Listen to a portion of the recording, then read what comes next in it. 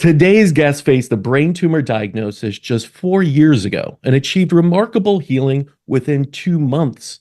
That experience transformed her perspective on health, leading her to become a certified holistic health coach and vegan nutritionist. She's now on a mission to help others to get back on their healing journey and unlock the mind's incredible healing potential. This is the story of the power of visualization with Nathalie Czajka. Nathalie, so nice to have you on. Thank you for the invitation. You know, I hear this story, and just 4 years ago, you had this diagnosis at the age of 24, correct? Yes, exactly. Can you take us back to what went on in your mind at 24, getting such a diagnosis of a brain tumor? Just walk us through that if you could. Mm-hmm. Yeah, it was definitely a surprise. I just came back from my travels through Asia. The whole pandemic started, so I had to come back to Europe. And I was only 1 month in Berlin, actually at that time in the place of my parents, normally having my breakfast at the terrace. And then I had an epileptic seizure and I got immediately admitted to the hospital, and they diagnosed a brain tumor. And I listened to what the doctor was telling me, and internally I felt like this is not my reality. I don't want this. I cannot associate myself with it. And that was actually very intuitively, but later on I figured that that was the most important thing of not accepting the diagnosis. And because I felt one day very healthy and vital, and the next day they wanted to tell me I have a brain tumor, it didn't fit into my reality. So I listened to what the doctor was telling me, but in a way it went in here and out here again. And I understood that I have to ask myself rather the question, what led to this outcome? Because no one asked me about my stress levels, which were over the roof. No one asked me about my lifestyle. It was just diagnosed, and they just wanted to cut it off out of my brain. And for me, it was immediately an alarm that my body was signaling me that we have to change something in the way I was living my life. So maybe back to my story, like I was working so hard, like really not paying attention to my body and its needs. I was overworking, overstressing. I had my vision and I was so determined to go that path no matter what. But my health was struggling on the way. And yeah, so I didn't listen to my body and its needs. And that was the most important thing. And this nonstop, going forward, not stopping, not looking within, neglecting my sleep and my body's needs had then this impact on my health. It's really remarkable that you could take something like, if you heard brain tumor and say one ear out the other, most people would say, Nathalie, that's crazy. A doctor who's trained, who's gone through all of this medical, schooling and experience is telling you have this very big health problem. And here you are saying, well, I didn't really want to listen to that. Most people, I think this is where medicine really, really gets it wrong. They put people in a sudden fearful state and then give them the option of what they have to do. So most people say, yes, cut me open, put me on the drugs, whatever it is, doc. How do you kind of, justify your rationality to say, no, I didn't believe it? Because most people are hearing this and saying, how do you go against the doctor? How do you not, believe that they're giving you the best option to get back to health? It was like my intuition was very strong. Like in that hospital, my intuition was so strong to get the book of Dr. Joe Dispenza, You Are the Placebo. I have never heard anything of him, or maybe like just briefly on Instagram something, but it was clear you need to get this book. And I started getting this book immediately, reading it. And I had to stay in the hospital also for 5 days immediately. And I was in a hospital room with 3 other women that completely reacted differently. They accepted the diagnosis, they were devastated, and I saw that this cannot be healthy if you feel really even down with that diagnosis, if you really accept it and you become that disease. And I took my book outside into the hospital park and I started reading it. And the more I read about people that were able to heal themselves, the more I started believing that this intuition that was guiding me to that book wanted to show me something here. And because people often also misunderstand, like I was still going from doctor to doctor because my parents were also forcing me in a way to seek medical help. I even had a planned surgery scheduled 2 months after the first diagnosis, but I put my full focus on healing and health because I was aware of that energetic aspect, that where we place our attention, our focus, that's where we will head. So I didn't want to put any attention on the ball in my head. I didn't want to put any attention on sickness or other outcomes that I also Googled. I also Googled that this tumor might only give you 5 years to live. But how is that helping me on that healing journey? Not at all. Yes. And this is where so many people, I feel, and I've spoken to so many patients, and you're one of the best examples of not trapped in that fear cycle and not making a decision based out of fear, but Yeah. trusting in your body and your intuition. And that's again incredibly rare. And I have to say, you're going against also probably your parents' wishes because they're saying you have to, Nathalie, do something. This is serious. So you have to go see different people, and you're going against the doctor's wishes to right now, let's do something, let's cut it open. How did you navigate that between the doctors and family to stick to your intuition? Because a lot of people get talked out of it. I've seen so many patients that are holistic minded, but then they get that scary diagnosis. People start telling them you can't go with herbs and mindset and everything. You have to go in with this. And sooner or later, they break down a little bit and say, I guess they're right. So many people are telling me I must do this. Then maybe I should. What gave you that conviction to continue against the wishes of those around you? Yeah, I was seeing the impact of the work. Like I was really committed to visualizing and meditating 1 hour in the morning and 1 hour in the evening. And as soon as I left the meditations, I felt so peaceful, healthy. I was visualizing myself basically coming out of the hospital, receiving the good news from the doctor. I was back then I needed to take anti-epileptic medication too because it was pressing on my brain and causing epileptic seizures. So I saw myself throwing them into the trash and my mom standing there, and I told her the good news and I was hugging her full of gratitude, and my meditations and visualizations were so powerful that often I started crying out of gratitude, and I felt the healing already occurred on the mat where I was meditating. I felt it in the morning, I felt it in the evening, and I knew about the subconscious mind working with that information and what visualization does to our body, that the same chemical and physiological responses are being activated as if this event is happening now.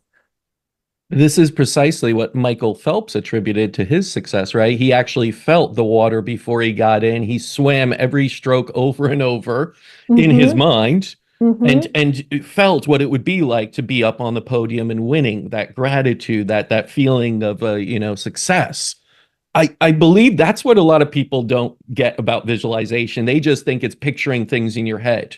Yeah. And, it's like The Secret came out and everyone just started saying, oh, I really want a Ferrari. I really want a Ferrari. That wasn't enough to really do that because you have to have the emotion around it like it's happening, correct? You have to have the senses involved, almost the feeling, the scent of what it's like, all of that involved. It has to be real in your mind, correct? But that's very difficult for some, especially if you're in a state where you're not feeling well, where you're down, you may be depressed about things. So it's something that I try and tell others going through it, but they say, well, I'm just not in the mindset to be grateful right now.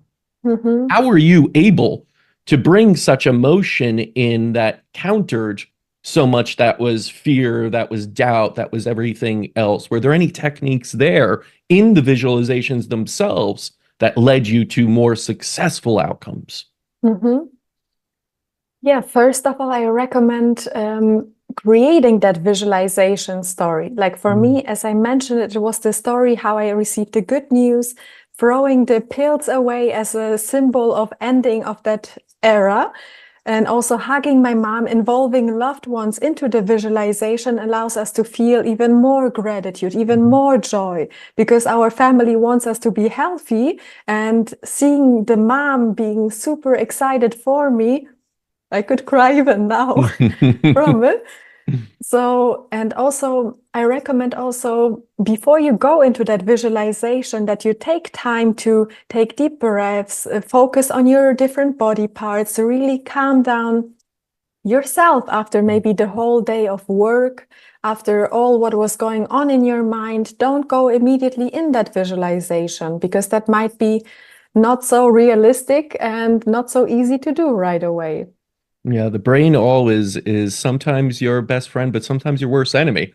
It fills you Exactly. with doubt. You have your monkey mind that just runs around and distracts you and thinks negative thoughts usually. Mm-hmm. It's hard sometimes to turn that around. But, one of the things I also heard was that you really dedicated yourself in those 2 months truly to healing. You Mm-hmm. didn't sit around and wait. You were very, very proactive.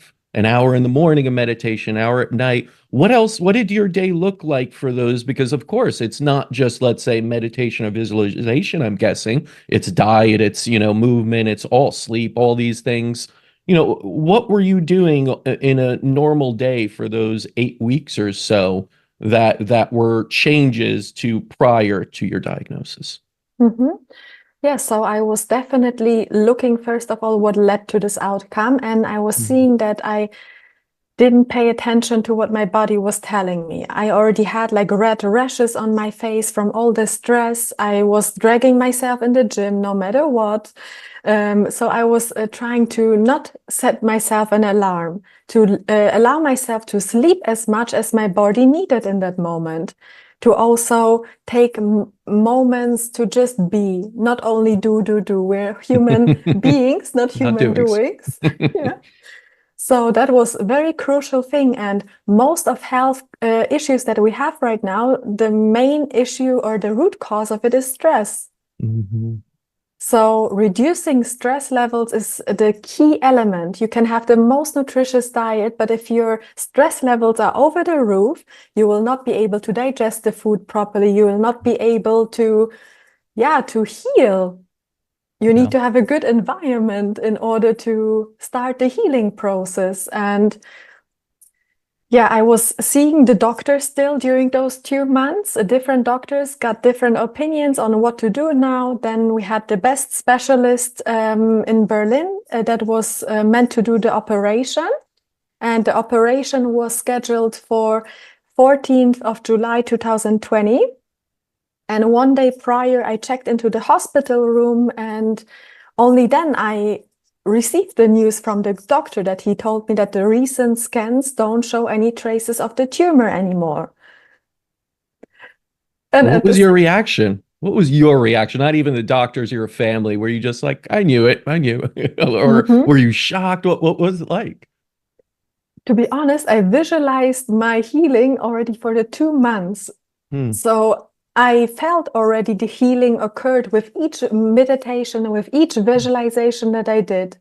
So right now it was rather a confirmation in this 3D realm where we are. And I felt lots of gratitude, happiness. I was calling my whole family, friends. Everyone was happy and couldn't believe it. Yeah. But for me, it was really just a confirmation. But the doctor said that's not normal. They wanted me to keep me there for 5 more days. Well, They even gave me another diagnosis. They said if it's not a brain tumor, it must be multiple sclerosis. they gave you MS next. I see. Yes. And they wanted me to start the treatment with some injections that would ruin my whole immune system. Hmm. And they weren't even fully percent sure, but they just gave me then this diagnosis, wanting me to start the medical process. And Yeah, it's incredible how doctors go from one thing, oh, it's not that, it must be this. mhm, And you yourself knew very well that you were healing. You know your body, right? I feel mhm, that's a big part of it, isn't it? If you don't know your body, you let others tell you what's wrong with your body when everything may be right with your body, but they want to find something wrong. mhm, exactly. And of course, they would make more money if I would start any medical treatment. But at some point, it was even funny for me receiving then the second diagnosis. And then I just said that I'm happily leaving the hospital now. I still had a final MRI. That was actually another cool story, maybe to mention. I was Please. sitting in a meditation, and after the meditation ended, my phone just lit up. And it lit up and it showed me 1111. Hmm, favorite And number. I always feel supported by the universe, by God, when I see the same numbers occurring. And I didn't know what it meant at that time. But a few days later, I received the final MRI appointment, and it was on 11/11 at 11 a.m. Oh, wow. It's a lot of ones. Mhm. And again, my intuition was so loud, and I had the feeling that now I just receive on paper that there's nothing else to be found in my brain. And Mm, that's how it was. I was even in that MRI visualizing my healing, visualizing this scenario how I leave the hospital. And one day after, the doctor calls me and tells me the news that there's nothing left in the brain. wow. That must have been such an amazing feeling, but at the same time, you kind of knew it already. Mhm, You saw this happening and you brought it into your reality, you manifested it. And it really brings me back to a story I heard recently about Carl Jung's idea on synchronicity and that things happen, but you have to be looking for them. If you mhm, don't look for the signs in the world that are synchronous and show you certain things and make you believe in something bigger, then you'll miss it and you won't yeah. see the 1111s everywhere and these kind of things. You'll just skim over it. And Mhm, you have to be truly, vigilant of what you're seeking and bring that into your world also and see that. Now, Natalie, a lot of people would probably say, it's very difficult to, go into a hospital and tell a doctor no or go against their wishes. Did you already have some skepticism of conventional medicine before your diagnosis, or were you completely on board with, the medical world and conventional treatments even before that? I personally was not sick before, so I Hmm. wasn't really in touch with how the Western medicine is really working. But as soon as I got hospitalized, was seeing which food they are Mm, serving for the patients there, it started to make click, click, click, click. And then also the recent years that we experience with the global situation, mhm. yeah, everything started to, yeah, open my eyes widely to how the procedures are going there.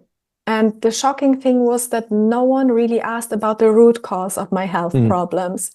And now, working with so many clients as well, I know that if we just cut out a brain tumor, for example, or any tumor, and we don't look at the root cause, it might just grow back because the underlying issue is not solved.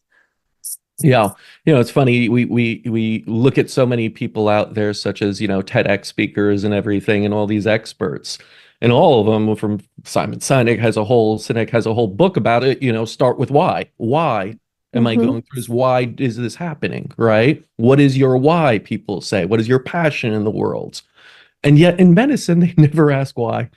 They just mm-hmm, want to know what, and then go in and treat what without understanding. Well, why is this happening in my body? mm-hmm, Did you ever ask that question of your doctors or people around you of, okay, but why? Why is this tumor here? mm-hmm. I actually don't know if I asked it Hmm. specifically. Like doctors also don't have much time to spend with you for long Right. conversations. So sometimes it was like quick visits, then maybe a nurse coming in. Um, so it wasn't really the time to talk in depth about topics like that. it was told to me that it's MS, for example. It's a typical disease for women my age. That's Oh, what I wow. heard. That is a awful prognosis of typical disease, incurable, and so much suffering involved in it. And as you said, once you get that diagnosis, that's what they treat on. So they put Mm-hmm. you on massive amounts of drugs that lower the immune system because it's an autoimmune type condition that Mm-hmm. make you susceptible for the rest of your life to many other things, and you may suffer from those. So it's not just that, it's a typical diagnosis. The treatment is one that also lowers your quality of life for the Mm-hmm. rest of the time, which they usually won't tell you about. And again, without the whys, it seems like a strange thing to just throw drugs at a diagnosis. But that's how conventional medicine works. And people have a lot of faith, unfortunately, sometimes too much in the conventional realm. You went against that, you got better in 2 months. Tell Mm-hmm. us now, after those 2 months, you were given a clean bill of health, so to say. Well, they want to, give you MS or something else, but in your mind you have healed from this in some ways. What happened next after that? Mm-hmm. Yeah, I was focusing a lot on myself, really prioritizing my needs, my body first. So that was really changing everything for me. I started viewing health more holistically too, because before that I had a good nutrition already, a balanced nutrition. I was already a certified vegan nutritionist, but Mhm. my stress level wasn't good. My sleep was awful, and I was trying to look more broadly at health and many things that I wasn't aware of before. I don't know what in the end caused it, probably a mix of everything. Yeah. So I started really detoxing my body, started looking on how can I even calm myself more down? How can I relax my nervous system? How can I get the heavy metals out of my system, the environmental toxins? How can I get healthy again? And the most important thing, I think, on the healing journey that is often overlooked is how we talk to ourselves. Mhm. It's very Again, big, right? Yeah. we can have the best nutrition, the best supplements, but if you have unhealthy thoughts, if you're putting yourself down, if you're the biggest critic in your head, how can your body be healthy? Absolutely. And it's unfortunate that so many people that are going through disease hyper focus on the physical aspects. They hyper focus on, okay, I'll change my diet. I'll start moving and walking a little bit. I'll try and even get to sleep a little earlier and use all the gadgets and the aura rings and everything. But Mm-hmm. they completely forget about their mindset, their emotions, how much stress they're putting on, what they're saying in their head over and over. Even Mm-hmm. the subconscious belief systems, correct? Because I know a lot of people, I tried everything and I just can't get through it. And you kind of see that there's some sort of belief system of them not Mm-hmm. believing they should be healthy. They're unworthy of being Yeah. healthy, but they don't see it.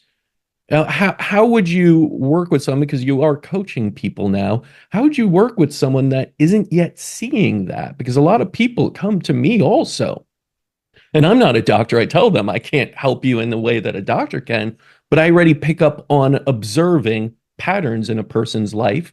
And I see some of the patterns are you're unhappy with this in your life. Until you change that, you will have disease. But Mm-hmm. they want to just say, just give me the diet, give me the pill, give me the supplement without addressing that. How do you work with your clients to try and work through those more, invisible parameters such as thoughts? Mm-hmm.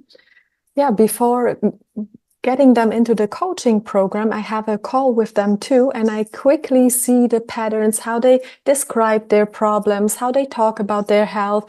And with the right questions, I easily already have the picture of them. They also fill out a client intake form that is very detailed, and quickly I know like where to do the tweaks to help them get better. And that's why the first most important module is the mindset module. We have to uncover the limiting beliefs that are stopping you from moving forward. You can do all the visualizations, but if there is an underlying belief that, oh, I don't know if it will work, it's like you're going 2 steps to the front and 3 back again. It will Yes. be always like this. And Yeah, un it's Hmm. Again, and it's so difficult because someone that's already in a skeptical or disease state finds it very hard to see things in a positive light, correct? Hmm. Absolutely. But there are ways to reprogram your subconscious mind. It's maybe not like the wonder pill that you just take it and you're good again. It's a little process, and it's not an easy process too, to be the observer of your thoughts and to, I always like to say, like the security guard, and not let in the unsupportive negative thoughts that are dragging you down. You, But you said something there, sorry to interrupt, but you said something really, really, valuable, that it's not an easy process. Do you believe that healing is easy? Oh, some people say, healing should be easy. Others say healing is very difficult. What is your thought on the journey of healing for everyone? Is there sacrifice? Is it not easy? What do you feel about it? again, I think it's the belief that you're carrying. If you say Mm, it's difficult, it will be difficult for you. If you say it's easy, it will be much more easier for you. But of course, it takes time to really look at the thoughts that you have that are maybe toxic to your body. It takes time to really start thinking positive thoughts, to work with yourself, to be brutally honest where you might have been going in a wrong direction your whole life. mhm. Or the people maybe that are also causing you harm, saying goodbye to everything that is not in alignment with your healing. I, That's the tough part, I think, mm-hmm, because that's what I'm getting at a little bit here, is that I completely agree that, healing is it's what you make of it. It really is transformative. It's for your best, right? Symptoms and things come into your life so that you can change into the best form of yourself, transmute yourself, almost evolve. So the mm-hmm, symptoms are there as a sign for your greater good, to mm-hmm, fix something that isn't working and become better. But at the same time, I do believe there is a great sacrifice in healing. It mm-hmm, requires you to make choices that, are difficult. mm-hmm, And that's where people get very caught up, that healing should just be, I'm paying money to get IVs, treatments, procedures. Why am I not seeing results? But mm-hmm, you're not sacrificing, let's say, the idea of you're in a very bad position at work. You need to leave work. You need to leave that behind, let's say, and find something else that isn't mm-hmm. so stressful and that you're truly passionate about, because it's the work that is actually causing you sickness. Yeah. But there's a huge fear of, well, I can't just leave work. I have mortgage. I have kids. My wife won't let me just leave my 9 to 5 job that has a 401k and pension plan and everything. And so they refuse to make that sacrifice. And I've Mm-hmm, seen it so many times that they may be on a healing journey where they get better through the treatments, but because they didn't take that step, they will fall back into this. mm-hmm. How do you work with people on that element of it that is sometimes requires maybe leaving a partner, changing things that are incredibly difficult for people to do? Mm-hmm. I feel like the moment people start working on themselves, giving them also more self-love again, more Mhm. attention, this is the moment where they start realizing, okay, maybe I'm worthy of more. Maybe I'm worthy to have a better life. Like it's often we have to start, or always we have to start internally first before we start Yes. doing the external work or changing other people around us. And this is another part. And also on my healing journey, I didn't tell anyone what I was going through. My family knew it, and I knew that it will not be supportive if people ask me constantly, and how is your brain tumor going? I Hmm. wanted to focus fully Right. on the healing. And this is what I was mentioning to everyone. Please don't talk about disease. Please don't have that in my energetic field right now. I think you mentioned that. I saw that you speaking when you were first in that hospital room around the other people that got the same diagnoses. Hmm. They were all suddenly becoming their diagnoses. They were Hmm. suddenly brain tumor victims, correct? Or Hmm. patients of this, my diagnose, this is my sickness. I am now that. Hmm. And you said, no, I can't be around these. I have to leave and read this book. This Yeah. kind of, you're the placebo. For someone that's maybe already started to go down that route of I am the disease, how do Hmm. you then turn it around? You started off perfectly in saying, no, I am Mm-hmm. not, that is not a belief system I will do. But if someone already started the belief system, what Mm-hmm. are your tips or recommendations to then unravel that and get back to not believing that you are disease and that you could Mm-hmm. beat this and getting in a higher consciousness, state? Mm-hmm. That's again not something that happens overnight, but when people, for example, feel pain and they come to me, the first thing that I tell them is also, you're experiencing just the pain. You're not the pain Hmm. yourself. It's not who you are as an identity. You might just feel it, and also um, doing the mindset work then towards them stopping to identify with that disease in a way that they start viewing it differently. I wanted to get some of the practical resources and tips that helped you to get started. Because again, I see this. I'll just give you an example right now. I have a friend, I won't name them, but very dear friend that's going to listen to this, that recently got a diagnosis that was very serious. And he was just bad. He was just blown away by it and said, I thought I was healthy. And here these multiple doctors are giving me a very strong prognosis. And I have to go on the drugs and do all these things right away. And he said, can you send me, what I can do to turn things around? I go, okay, I can't give you detailed, personalized. I don't know you, but I could give you general recommendations. And I sent him quite a long email. It was Mhm, like, you could do, coffee enemas and sauna and mindfulness mhm, this way and Joe Dispenza's love and brain coherence. And it was overwhelming for him. And he ended up, I think, not doing much out of it, or at least mhm, being overwhelmed by it all, saying, my goodness, I don't even know half this stuff. And it was my fault because I threw everything at him that I knew of mhm, and said maybe he could go down which one he likes and maybe feel which ones are best for him. But that, again, to most people out there, is just this overwhelming 50 different things you can do. I don't even know where to start. It's the paradox of choice, correct? It's mhm, you will become, paralyzed by too many things. Where would you recommend, or mhm, how does someone start to understand, where do I even start? Is that more of an internal thing? Is that more of a coaching thing with someone else? How would mhm. you do that?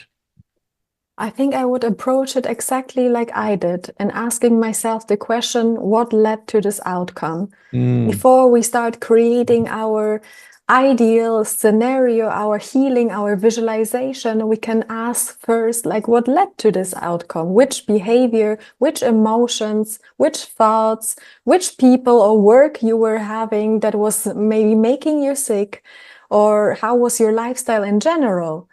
And based on that, making changes. Of course, it might seem like a sacrifice for one, but for me, it wasn't a sacrifice at all. Like I could either see the hospital visit as a sacrifice or me putting in the work to start healing. So it's again how we view a certain situation and being gentle with yourself in the process. Because it, it's, oh, hmm? go ahead. I wanted to say it's uncomfortable to face all of that you were doing maybe wrong in the past. Right. And you should never have guilt over that. You should hold yourself responsible in some ways because that empowers you to say, all right, if I was responsible for getting myself here, I can get myself out of it as well. But you Mm-hmm, should never be in those lower, consciousness levels of guilt, apathy, shame. That's never going to help you with healing. I think mm-hmm, one of the things I also heard from what you're saying here is that a big part of what led you to these things was intuition, introspection, mindfulness, and meditation. Because mm-hmm, again, I have a lot of people I speak to that want me to answer what they should do. And I just feel that that's impossible. I can't do mm-hmm, this for you. The healing is not for me to decide. Like a doctor will tell you, you need to do this surgery, this drug. I don't feel that's the right approach to anyone's healing, and that your body knows best, you know best. mm-hmm, But in order for you to get that, because people are just, oh, I don't know what to do, you're going to have to do a lot of that intuition building, introspection, sitting with mm-hmm, yourself, asking over and over and getting an answer as you breathe slowly, right? Mindfulness and meditation. Is that what you attribute to your success in finding the things that worked for you very well, finding the books? Is those practices of mindfulness and working on your intuition, being in nature, that which builds intuition? Would you say that was part of it? Of course, like I just came back from my Asia trip where I also spent time in a monastery Mm, learning deeper about meditation. And people are often looking for answers outside of them, be it a doctor that can help them yes. or whoever else, but it's often the answers are within. But it takes also courage to sit on the mat, be quiet, and listen to what is popping up, because there might be also some negative thoughts all the time going around. And really committing yourself to putting in the time and learning how to meditate, learning how to visualize. It's not easy, and most people give up, especially in the beginning stages. But it's so worth it to calm down that mind, that monkey mind, and return back to what truly matters. Would you recommend that someone go to a monastery, change their environment if they're struggling to find answers where they are? A lot of times we're in stressful environments and we stay that way to try and find an answer, but it's very difficult. I will Mm-hmm. say this, when I'm in a place of work, I do work, but I need to leave this place to then reconnect and go to a different environment to get different answers. My creativity happens here, but maybe my more intuitive section happens somewhere else. And I know you're a big fan of traveling and living, and seeing the world. As am I. I feel like that gave me such great perspective, but it also allowed me to change mindsets, get out of environments. Would you say that that's a practical way to get in touch with yourself, is to just travel to exotic places and monasteries and see the world, and you will then possibly get more answers to your challenges? Of course, like traveling is one of the greatest self-development tools, in my opinion, because especially when you travel by yourself, you have to constantly step out of your comfort zone, get to know different cultures, different people, be open, and do things that you wouldn't normally do in your day-to-day life. But maybe some people don't have the finances to go and travel. So it doesn't necessarily have to be far, far to exotic places. It's enough to just take the bicycle and go to the first nature spot, Yes. to be around some trees, maybe a lake or a river that is flowing there, and just listen to the sound of the river. That's all the meditation that you need. Yeah. People often think they have to necessarily sit on the mat to meditate, but already walking consciously through the forest or listening to the birds, to the sound of the river, that's a meditation already. And as Mhm. soon as your thoughts come in, try to overtake that, your focus here, focusing on the river, start bringing your focus back to that sound, for example, or to how you walk step by step. Yeah, it's very ironic that we're placed into these artificial man-made places that are very stressful. Let's say a hospital, Mhm. fluorescent lights, lots of, not no nature there, very kind of gray and clinical and fear-inducing, and we're told to make our decisions there that may impact our lives forever about our Mhm. health and life or death. When in reality, we should say, hey, go into nature, go for a very long walk in a park, put your phone away and really take an hour to think about this and make a decision there. It's the Mhm. opposite of where you're told to make most decisions. But that'll Mhm. be such an informed decision. And I truly believe if anyone asks, what can I do to cultivate? Because I feel like I have no intuition, no gut feeling about what is best for me. It's just go into nature. I Mhm. mean, there's no better way, I think, to cultivate that intuition. You could read book, you could take the time and do courses and everything, but I still believe nature will always give you the best answers and solutions. Mhm. And you can start small. You can start asking yourself, okay, what food do I want to eat right Mhm. now?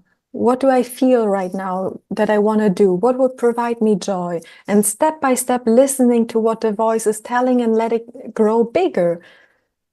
I love that idea of conscious eating, right? When people ask, Mm-hmm. what's the best diet out there? It's the one Mm-hmm. that you consciously, attract into you and say, Yeah. what am I missing right now? Do I need some more salty things? What is my body not craving from, an addictive kind of stance of, oh, I'm Mm-hmm. really craving ice cream right now. Well, that's not exactly what your body is telling you. That's what your mind is trying to get a dopamine hit from. But, really getting again into that intuitive conscious eating. But at the same time, diet's a big portion of what you're doing. You're obviously a vegan, and that Mm-hmm. was, how much did you attribute your diet to your healing and cutting out of things like meat? And do you advise this for everyone? Mm-hmm. So, as I told you, like I was vegan already before the diagnosis. So, of course, focusing on a diet rich in fruits, vegetables, the most nutrient-dense foods on the planet is a good idea. Um, I would say the nutrition plays a huge role because what we put in our body is ultimately who we become. Mhm. But likewise, what we think, how we act, how we behave. So it's not only the nutrition. And in a recent mushroom ceremony that I did for myself, I also asked the question, like, what is the right diet? Because now we hear so many ex-vegans popping up left, right, center. And back then it was the ultimate diet. Yes. And the answer that I received was also that we are allowed to eat everything. But the most important thing is that we eat in deep gratitude and deep mindfulness. I am And 100% on board with that. and I felt that so strongly. In that ceremony, I was eating, I think, a fruit, and I was taking the time to smell the fruit, to really see it in all different colors and really enjoy every bite of it, and saying the gratitude that it will nourish every cell of my body. And I felt it, how it was reacting in my body. And there are plenty of studies that show also what happens to our water once we Mhm. say some beautiful words to it. Yeah. And ultimately, that's who we become. So, whatever we eat in deep gratitude for the farmers, for the food, even if you decide to eat an animal, have greatest gratitude for it, that it gave your life for you. Yes, Masaru Emoto's work, in water crystallization and Mhm. how your thoughts are actually embedded in that, in the information of the water, how powerful that really is, knowing that we are 99% molecularly water, 70% of course composition, but it's so powerful to do that and to again, it goes down too many people focus on what these days? What do I Mhm. eat? When Mhm. quality and how you do it are much more important. Mhm. And I that agree. that is something lost on people. So I am a big fan of everything you're saying here. Now, if people are looking to, work with you and seeking out your wisdom and want to follow in your footsteps in healing, how do they connect you? What is the process? Like you said, there's a big intake, but what's time commitment? Like what are people looking at if they'd like to work with you? Mhm. So they can just message me on Instagram, and then I will have a quick talk with them whether I'm the right fit to even help them in their situation. And usually we hop on a quick call, and then I will surely see how I can support them in the best way. And it's very individual, but usually the work is for at least 2, 3 months so that we can really start reprogramming the subconscious mind, work on the belief system, implement some healthy routines, a morning routine, evening routine to bring more balance and peace into their life. And I just don't like to overwhelm people at once, but step by step implement the habits so that they can get better soon. Yeah. We detox the body in the process as well because it's a fundamental thing. The body can heal when we give it the right environment to live in. And Absolutely. And the phases are so important, correct? We also look at it here at a medical center as, either 8 or 12 weeks in that same sense of every 4 weeks is kind of a phase. We know this with mhm, the lunar phase, women know this with the menstrual cycle and everything, that these are the phases. So you have to be slow in your healing process, but committed. to it. Hmm. Not an overnight journey. It's probably going to take more than even 3 months because healing is a lifelong journey. It Yeah. continues afterwards. Hmm. So I love that you're also breaking it up like that. What's next for you aside from the coaching? I mean, are you just going to travel more and enjoy while you coach? Is there ideas for something new, courses, books, anything? Hmm. Yeah, I travel full time, so this is definitely Amazing. something I'm continuously doing. Now the next travels are to Estonia, and then we will take the camper van and travel from Estonia all the way through France, Germany, Poland, also to Morocco to surf. Mm, you love that. You going through the Gibraltar into Ceuta in Morocco? Is that it? The ferry? The ferry we take, but I think rather from Montpellier. Okay, yes, that's a Hmm. different way. I've only been that way where you go to the Gibraltar and then you end up in Hmm. Ceuta, which is the tip that's still owned by Spain, and then you could enter Morocco from there. But no, listen, I think traveling is healing. People should do it Hmm. more. I think you're a Yeah. representative of that, and showing that is a wonderful thing. So it sounds like you have a beautiful journey ahead of you in Hmm. healing. Yeah, I want to just give you one like last chance to give people, if they were to be diagnosed with something, and I hope my friends listening to this and others that, you suddenly get this diagnosis. What is your best advice for them to do in that first day of hearing it? Hmm.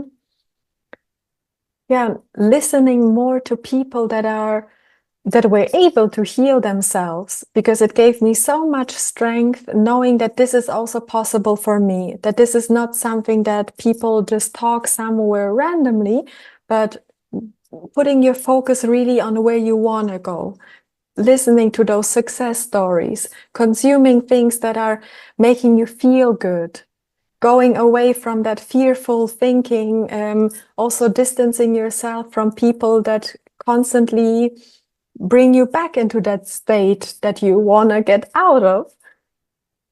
Yeah, beautiful advice. One last question for you, because I know you said You Are the Placebo by Dr. Joe Dispenza was the book that really helped you at first. Any Mhm. other books that you recommend to people going through, a healing journey? Mm, yeah, the books of Dr. Joe Dispenza, he not only Oh, has this one, but all of them are pretty good. Becoming Supernatural. love that one. Yeah. Um, right now that you ask me, I don't come up with all the titles, Oh no, it's but fine. I think going through just the Dispensas is a real lesson in Mhm. understanding how important your mindset is in all this, how Mhm. important your thoughts are in all this, and to really Yeah. be truly mindful of everything that's going on up here in your head. Correct? Mhm. Absolutely. Yeah. That's how you win this, and that's how you begin your healing journey. Well, Nathalie, thank you so much for sharing this story. It was really a pleasure connecting with you. I wish you all the best on your traveling journeys. I am very jealous, but I hope we can meet in person one day traveling. Yes. Thank you so much. And where can people learn more about you? The best platform is on Instagram at Nathalie Vegan, Natalie with TH and dot vegan. You can probably link it somewhere. I will And definitely link that in. And it's a great Instagram page with full of inspiration. You give lots of stories. So keep doing what mhm, you're doing. And thank you so much for coming on. thank you. And this year I'm planning a podcast too. Oh, well, Then I if you'd invite like, you I'd for love it. to be a part of that as well. Mhm. So think of me as well. And if you're Of course. listening, check out Natalie on Instagram. Again, that is Natalie, Nathalie dot vegan. And she also has a website at natalievegan.com. Until next time, continue writing your own healing story.